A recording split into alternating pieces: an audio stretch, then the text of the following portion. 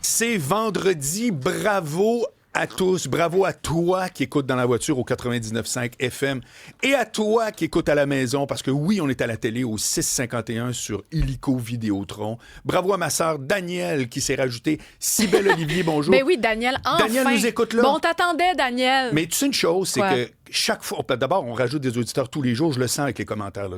Moi, je m'en fais parler, mais vraiment, là, tous les jours un peu plus. Et je sais que quand ils nous écoutent, ils ne repartent plus. Ah bon, ils sont C'est ça que je accrochés. trouve formidable. Voilà. I'm Et c'est sonné. grâce à toi. J'ai plein de commentaires à ton égard. Donc, bravo à toi aussi. Ben bravo à toi, Marc, Cybèle, de je veux créer parler- cette ambiance. Oui. Je reçois Guillaume Clich-Rivard de Québec solidaire. Bonjour. Guillaume, ça me fait grand plaisir que tu sois là. Merci de Mais l'invitation. Tout Très d'abord, apprécié. Ben je oui. veux faire une petite parenthèse cinéma avant qu'on commence à discuter ensemble. Allons-y. Mais tu es le bienvenu. Tu Ben peux intervenir à ton choix quand ça te tente. J'ai vu 4 films récemment parce que vous savez que c'est une de mes grandes maladies. Je vais au cinéma à répétition et je vous les recommande tous. C'est pour ça que je trouve ça très, très intéressant. Et là, je l'ai fait en rafale parce que je veux parler avec Guillaume rapidement. F1 avec Brad Pitt, c'est très bon. C'est le même réalisateur que le dernier Top Gun. C'est excellent, ça revole de tout bord, tout côté. L'histoire, tout est vraiment très bon. Ballerina, qui est un peu le 5e de la série John Wick, qui se passe entre le 3e et le 4e épisode. C'est très, très bon dans le style John Wick, pour ceux qui ont aimé ce qu'on appelle les revenge movies. Là. La petite fille, son père est assassiné, puis elle passe sa vie à essayer de retrouver les coupables de ça. C'est vraiment, vraiment très bon. Un film qui est une immense surprise, pas parce que je m'attendais à rien, mais pas à autant. C'est Megan 2.0. Il y avait eu le premier Megan, qui est la... Alors, c'est une fille qui construit un robot pour l'aider, si tu veux, à élever sa petite nièce parce que ses parents sont morts dans un accident d'auto. Puis la poupée devient folle furieuse. Sa mission, non, mais c'est comme je protège la petite, je tue le chien du voisin, allez hop. Ça fait que c'était bon, mais sans plus. Mais le deuxième, c'est une énorme réussite. Donc, Megan 2.0, je recommande. Et hier, parce que ma maladie fait en sorte que quand le film arrive, je suis déjà là. Je suis allé voir le nouveau Jurassic Park. Hey, moi, j'y vais demain. Bon, ben, Ce soir. C'est vraiment, vraiment, vraiment bon. Sérieusement, c'est comme... Puis c'est intéressant parce qu'ils ont essayé en laboratoire de transformer les dinosaures pour des raisons pharmaceutiques, tu vois, genre, et comme de raison, ça part en couille. Puis quand c'est les dinosaures qui attaquent le pauvre monde qui essaie juste de se sauver, c'est palpitant au maximum. En AVX, là. Ouais, J'ai ben oui, tu vas aller l'expérience voir, complète. Là. oui, exactement. Alors, Guillaume, première Ben, question. je t'en ajoute un. Ah, Vas-y. Moi, j'ai vu Menteuse, Ah, film bon. québécois. Tapis rouge, c'était la semaine passée. Tu vas sur les tapis rouges, toi? Ben, pas souvent, OK, pas souvent. Mais OK. là, je t'avoue que post-Saint-Jean-Baptiste, j'étais dans un beau feeling québécois, puis ça me tentait, puis on a été invité. Anne-Elisabeth Bossé, Antoine Bertrand, exceptionnel. C'est un beau film d'humour, là, un film d'été, c'est une comédie, Regarde, je vais c'est mettre ton léger. micro un peu comme ça. Merci. Ça a été super, ça a été génial. Puis là, ben, on a ces chances-là de temps en Donc, temps. tu recommandes? Oui, C'est oui, drôle? allez-y cet été. C'est super, un super beau film, c'est très drôle. En fait, c'est la suite de Menteur. Moi, j'avais pas vu le premier, mais on comprend vite le concept. Là, Anne-Elisabeth Bossé allonge les mensonges, puis ça matérialise. Oui. Et à partir de là, tout son univers va chambouler jusqu'à temps qu'elle fasse amende honorable, qu'elle s'excuse de ses mensonges. Puis là, ben, on rewind tranquillement vers quelqu'un qui va arrêter de mentir pour plaire à tout le monde. Fait que c'est quand même intéressant. Bon, mais très cool. Ben écoute, tu fais bien le souligner parce que moi, j'aime beaucoup le cinéma québécois et français, mais ça donne que les derniers que j'ai vus, c'était des blockbusters américains. Mais je suis très content que tu soulignes, oui, absolument. Donc, je t'explique la mécanique, Guillaume. Ici, depuis le début de la saison, donc ça a commencé le 16 juin, Oui. et moi, personnellement, avant, j'ai invité des élus des 5 principaux partis, puis là, tout à coup, Québec solidaire et PQ, pout, on y va peut-être, on verra. Bref. On est là. Ça vous appartient. Et puis là, la belle surprise que j'ai eue de la chef des services de Québec solidaire de communication cette semaine, « Hey Marc, on a écouté ça, on aime ça, donc on veut y aller. » Le concept est simple. Tu choisis ton sujet de départ. Et puis moi, ben, on converse. C'est-à-dire que si j'ai des bémols, ben, je te l'explique. Si c'est le fun, tu comprends? Je suis militant de rien ni personne. Parfait. Mais ce qui m'intéresse, c'est de voir d'où viennent tes idées. T'sais. Alors, fait tu veux me plaisir. parler de logement, puis tu as une idée particulière que je n'avais jamais entendue ailleurs. Que je trouve intéressante que tu m'expliques.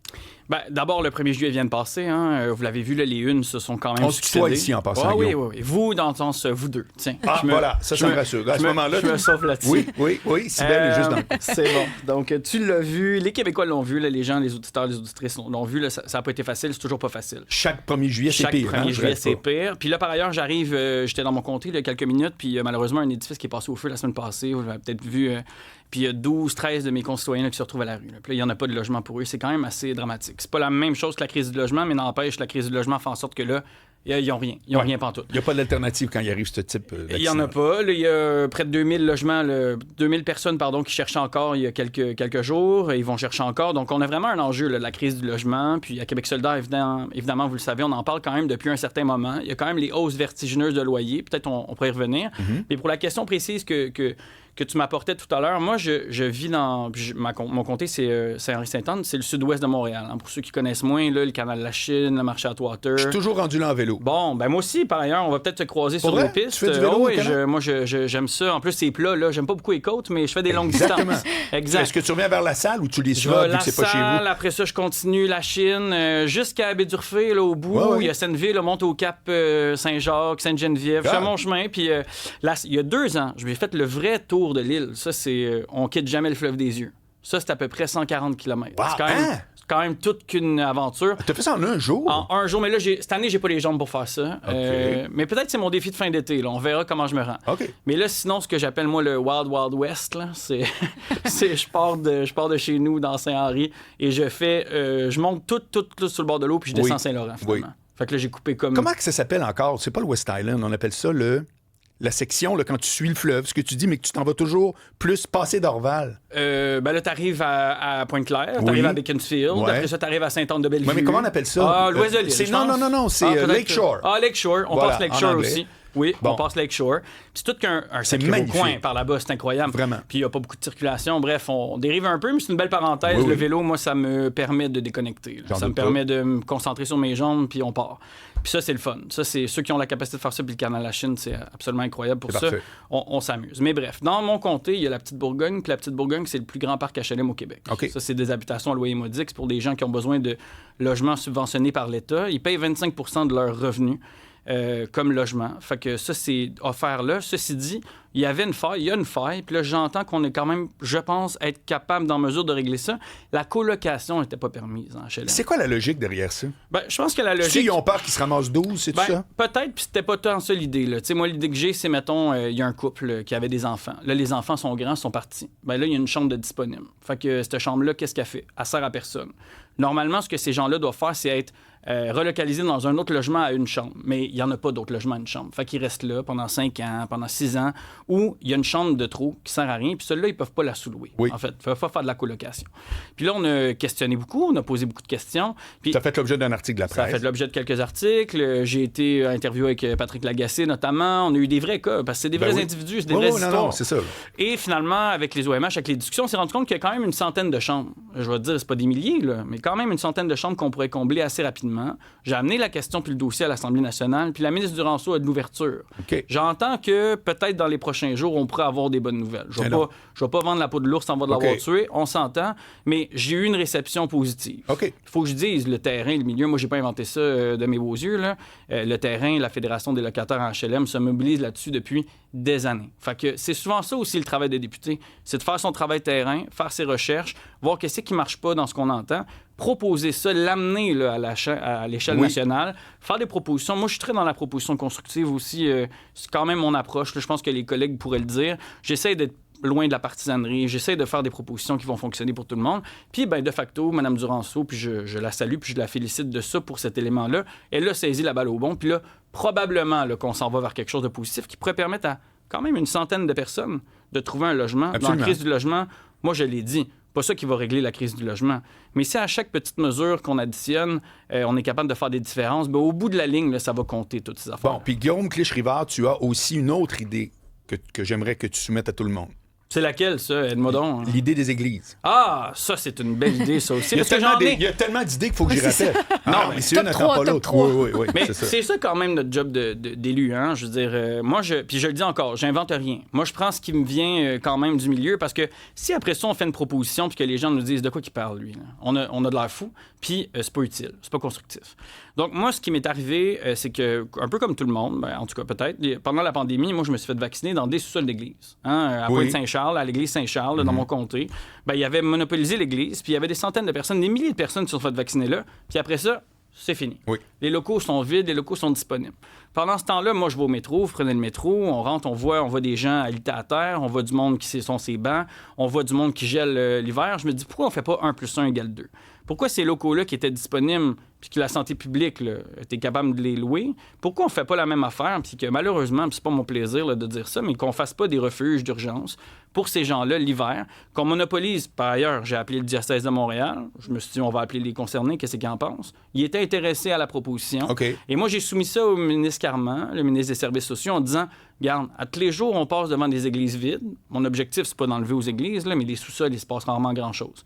Fait que, on peut-tu monopoliser les sous-sols, sortir ce monde-là du métro, les refuges sont pleins, dans une mesure temporaire. Mon souhait, c'est pas que les gens passent leur vie dans les sous-sols d'église, mon souhait, c'est qu'ils retrouvent des logements. Mais là, la pression est tough, là, l'hiver. Puis elle est tough sur nos quartiers, elle est tough sur nos entrées de métro, puis elle est tough aussi sur nos logements. Moi, il y a plein de citoyens qui m'appellent pour me dire comment ça se fait qu'il y a du monde qui check si mes portes sont barrées pour dormir dans l'entrepièce là, de mon condo. T'sais. Quand on rentre dans des unités de condo, ben, il y a une première porte, après ça, il y a une deuxième porte, puis des fois, il y a du monde qui dorme là parce qu'ils n'ont pas le choix, il faut moins 40, il faut moins 30. Fait que je me dis, on peut-tu organiser ça? Bon, de ce côté-ci, cette fois-ci, pour l'instant, j'ai pas eu vraiment d'accueil positif de la part du ministre. Ben, c'est sûr que ça engage d'autres sources. C'est pas juste ouvrir l'église, là, tu comprends? Là. Évidemment, il va falloir mettre des intervenants, il va falloir organiser ça, mais à quel point la situation dans le métro est possible de toute façon? Ben, elle est plus possible, ça a été réglé. Ben, ça a été réglé jusqu'à temps qu'on ait sac dehors. Dans le sens, les gens... Je comprends, mais moi, j'en ai parlé ici, puis je suis pas gêné de te le dire. Le métro, c'est pas un refuge. C'est pas un refuge. Alors, tant qu'à moi, je suis désolé, c'est bien plate. Aucun mais problème. l'étape d'après reste à régler. C'est ça. Ah ben oui, absolument. Je suis absolument d'accord. Moi, je veux pas que les gens dorment dans le métro. Je veux dire, je suis pris le métro, je le prends tous les jours quasiment avec mon petit garçon. Il me dit comment ça se fait que le monsieur il dort à terre. J'ai pas de réponse à donner à ça, moi. Il n'y en a pas de raison, il devrait pas être là. À ce moment-là, quand la STM a pris la décision de dire on les sort, OK, mais on fait quoi? Puis là, moi, je me suis retourné vers le ministre Carman, puis il n'y en avait pas de proposition de solution. Puis là, là, j'ai un enjeu. Alors, je peux te dire ce que je pense Vas-y de ça? fort. Je trouve que c'est une excellente idée, que personne n'avait pensé. Puis je vais dire pourquoi c'est une excellente idée. C'est que ça, c'est comme le mot immigrant. C'est les demandeurs d'asile, l'Irakien avec sa femme architecte, puis l'autre qui est ingénieur. C'est pas la même affaire, zéro. Là. Il y a de tout, mais avec un même mot. Quand on parle d'itinérance, on met dans le même bac des gens qui, tout à coup, n'ont pas de logement et des toxicomanes, gaz et raides. Et je fais donc une grande différence, moi, entre quelqu'un qui est dans le trouble puis quelqu'un qui fait du trouble. J'ai pas le même niveau de tolérance, je te l'avoue. Je sais que je suis le méchant dans l'histoire, mais c'est ça. Et je comprends que quelqu'un qui fait du trouble, il a d'abord été dans le trouble. Je le comprends totalement. C'est ça. Mais dans ton idée, ce que j'aime, c'est qu'on parle de support à l'itinérance. Exact. Qui veut pas dire que pour les gens, par exemple, qui se disent « Ah non, il y a une église vide à côté de chez nous », ça veut dire que ça va virer en bordel. Je ne crois pas, Guillaume. Je pense que tes termes, si je les prends comme tu les donnes, que je trouve qu'ils sont très clairs, je te félicite, c'est une excellente initiative. J'apprécie. Puis tu as raison de le dire, hein, ces gens-là, il y a des gens qui causent du trouble. Là. Je veux dire, j'ai pas de misère à dire. Il faut voir le réel si on veut le régler. Ils se sont rendus là d'une certaine façon. T'sais, malheureusement. Je viens de te le dire. Moi, je leur ai parlé. Quand tu te ramasses dans la rue pour une semaine, 2 semaines, 3 semaines, tu consommes ce que tu as malheureusement besoin de consommer pour survivre. Puis ton cerveau décroche. Je veux dire, c'est ça. Je te jure que je comprends l'escalade, mais je veux quand même la voir. Puis bon. Mais je suis d'accord. Puis là, ces gens-là, dans nos quartiers, tu as raison de le dire. Là. Ils veulent pas. Puis la ton exemple dans le condo, là, qui tu dors dans le c'est ça. Ben, ils ont le droit de dire que c'est plus ou moins agréable que quelqu'un qui dort dans la cage d'escalier.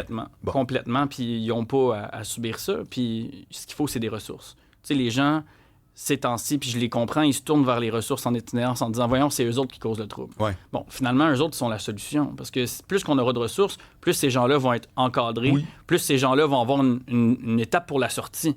Mais si on ferme ces ressources-là, puis si on se dit pas chez nous, évidemment, le sentiment il est légitime. Moi aussi, je vais au parc, puis quand il y a quelqu'un qui a pas de bon sens, puis qui est en psychose, moi aussi, j'ai peur pour mon enfant. C'est normal. Les citoyens m'appellent, ils m'en parlent. Maintenant, qu'est-ce qu'on fait? On dit qu'on fait plus de ressources, on offre des solutions comme l'Église, ou bien on ferme les yeux. Moi, je pense qu'on peut pas fermer les yeux. Je vais te donner un chiffre qui m'avait vraiment complètement... Le directeur de l'Aube-Rivière à Québec. Oui. Qui est très connu. Rencontré. Tu le rencontres. Bon, il s'appelle Mario. J'oublie son prénom. Mais... C'est Mario, je pense que en tout cas. Bon. Je suis allé visiter l'Aube-Rivière quand même. C'est exceptionnel comme endroit. Bon, oui. À un moment donné, il était en entrevue au FM 93 à Québec. Puis il sortait des chiffres qu'on ne se pose jamais comme question. Et je vous pose les deux. Cybèle, Guillaume, c'est quoi la moyenne de temps que passe quelqu'un dans un refuge comme l'Aube-Rivière? Eh boy, c'est une bonne question. Tu veux dire en termes du moment, quand il est de passage ou une nuit? Combien de temps en moyenne les gens restent à l'Aube-Rivière? Combien de nuits, là? Oui, combien de nuits? Avant de trouver d'autres choses, avant de migrer. Dans leur vie, là. Dans leur vie? Ah oui. Non, je te parle. Quelqu'un qui prend les services de l'Aube-Rivière, là, en moyenne, c'est combien de temps qu'il reste là? 40? 30? 30 jours? Ouais, j'aurais dit autour d'un mois, 2 mois, mais... 50% de la clientèle viennent une nuit. Une nuit seulement? Oui. Eh oui. Ça, Parce que l'image qu'on a, c'est itinérant à vie. Exact. C'est pas vrai, là? Non. Et moi, j'avais une émission de ligne ouverte. J'ai ouvert les lignes en disant j'aimerais ça entendre parler des gens qui travaillent là. Personne n'appelait. Puis un jour, qui a commencé à m'appeler pendant toute l'heure du monde qui ont utilisé l'auto? Qui ont utilisé. Mon vieux, il parlait, là, genre, allô, oui, d'abord, il était en auto. Ben oui. Ça fait que déjà, tu fais comme Cavlar, c'est quelqu'un qui est. Oui, moi, alors, puis c'était que la même histoire. Divorce, perdre tous mes clients, bang, dans la rue, j'aurais jamais écrit. Mais tu sais, il y a des accidents terribles comme la semaine passée, l'homme que l'arbre est tombé sur sa maison, c'était une maison qu'il louait. Et là, le gars, bon, il n'y avait pas d'assurance. Il se retrouve à vivre dans une petite camionnette, puis là, il n'y a plus rien. Non. Et là, c'est ce genre de personnes-là qui peut se retrouver à la rue, qui sont des gens qui ont... Je veux dire, on ne peut pas les stigmatiser à cause d'un problème de consommation. C'est pour ça que j'aime la conversation, parce que soit. oui, exact. Puis encore là, je suis pas en train de lancer des roches au gars qui a l'héroïne dans le bras. Mais en même temps, j'ai entièrement... C'est parce que souvent, j'entends des discours plus à gauche, Québec solidaire, on ne l'inventera pas, où est-ce que j'ai l'impression que les gens, ils oublient c'est qui les ont élus. C'est quand même les gens qui sont... Tu comprends? Ben, moi, j'essaye au quotidien quand même puis à tous les jours, parce que ça me touche tellement dans mon comté, cette discussion-là. Il faut faire la part des choses, il faut respecter tout le monde. Puis tout le monde a le droit à son sentiment. C'est un défi, les sentiments sont légitimes. Oui, absolument. C'est pas facile. Puis les parents qui nous parlent, ils ont raison de dire « moi, je me sens pas bien ». Puis les gens qui sont à risque de surdose, ils ont aussi raison de dire qu'ils se sentent pas bien. Oui. Puis moi, je veux pas commencer à jouer qui est plus vertueux et légitime que l'autre. Il faut qu'on aide tout le monde. Puis ça, c'est pas facile dans un quartier. C'est pas facile. Puis de trouver la balance, je suis pas en train de dire que je l'ai trouvé. J'y travaille à tous les jours. Je vis mon quartier, fait que je sais à peu près comment ça se passe, puis où est-ce qu'ils sont les points de tension. Dans quel coin exactement? Moi, j'habite pas très loin du marché Atwater, là, dans la petite Bourgogne. C'est que toi, l'affaire de la Maison Labrie, tu as tout vu ça. La Maison Benoît Larbre, je connais. C'est ça, Larbre, je connais très bien ça. Je vais là à chaque semaine, c'est pas chaque jour quand je suis dans mon comté. Je suis très, très conscient des tensions, puis c'est pas facile. Pas facile. Là, on a des discussions pour déplacer le centre de consommation supervisé qui va devoir se délocaliser du centre principal parce qu'il est trop proche de l'école. Tu vois, c'est toute une autre discussion, d'ailleurs. C'est toute une autre discussion. Ouais. Mais là, pour revenir quand même sur l'itinérance, parce que c'est vrai, il y a du monde qui ont besoin d'un coup de pouce, une bad luck. Puis moi, à chaque refuge, parce que je les ai pas mal toutes faites, les intervenants me disent toutes, il y a personne qui est à l'abri de ça. Personne pense, là, toi, tu penses que t'es député, t'es avocat, tu penses que ça pourra jamais t'arriver. Ouais. Ils me disent, watch out, mon chum, prends-toi jamais sur un piédestal, ça peut arriver à tout le monde. Un tel, il était docteur, un tel, il était ci. Puis quand tu tombes là, dans la spirale infernale, là, où que, finalement ta blonde t'a laissé, t'as plus la garde de tes enfants, t'as plus tes amorces, ça arrive, ça. C'est vraiment tough. Ben, question par rapport aux églises. Il faut aller à la pause après. Mais Guillaume, il s'en ira pas, je le sais. Ben, je te le dirai après la pause, d'abord, parce que je pense que ça va engendrer une discussion un peu plus longue. Donc, je suis avec Guillaume Clich-Rivard, co-porte-parole de Québec solidaire.